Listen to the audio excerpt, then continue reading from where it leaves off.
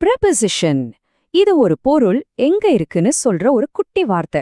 அதோட பொசிஷனை சொல்றது. அதாவது ஒரு பொருள் மேலையா கீழையா உள்ளையான்னு நமக்கு டைரக்ஷன் காட்டுற வார்த்தைகள் தான் இது. சரிதானே? சரி, இன்னைக்கு நாம 4 முக்கியமான ப்ரெபோசிஷன்ஸ் கத்துக்க போறோம். நான் சொல்ல நீங்களும் கூடவே சொல்லுங்க, சரியா? முதல் வார்த்தை ஆன், ரெண்டாவது இன், மூன்றாவது அண்டர், அப்புறம் நாலாவது above. Super. The birds are the nest. பிராக்கெட்ல ஆன் இன் இருக்கு. இந்த பறவைங்க கூட்டுக்கு எங்க இருக்கு? ஆன் த நெஸ்டா இல்ல இந்த நெஸ்டா? நல்லா யோசிச்சு சொல்லுங்க பார்க்கலாம். எஸ், நீங்க நினைச்சது சரிதான். சரியான பதில் இன் The nest. The birds are in the nest. அதாவது பறவைகள் கூட்டுக்கு உள்ளே இருக்கு. சரியா? சரி, நம்மளோட அடுத்த எக்ஸாம்பிள் இங்க பாருங்க. அமயா sits the park bench.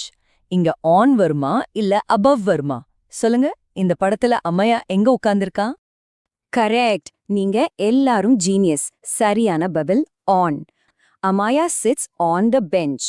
அவ பெஞ்சுக்கு மேல உட்கார்ந்திருக்கா. மூணாவது example let us sit the tree.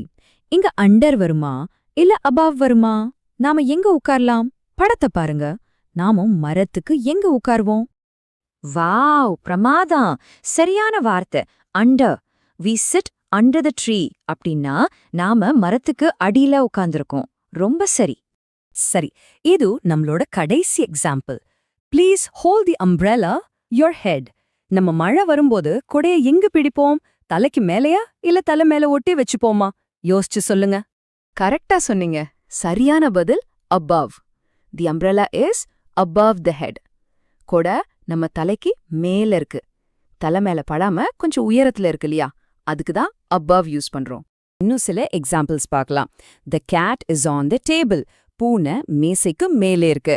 The fish is in the bowl. மீன் கிண்ணத்துக்கு உள்ளே இருக்கு. The dog is under the chair.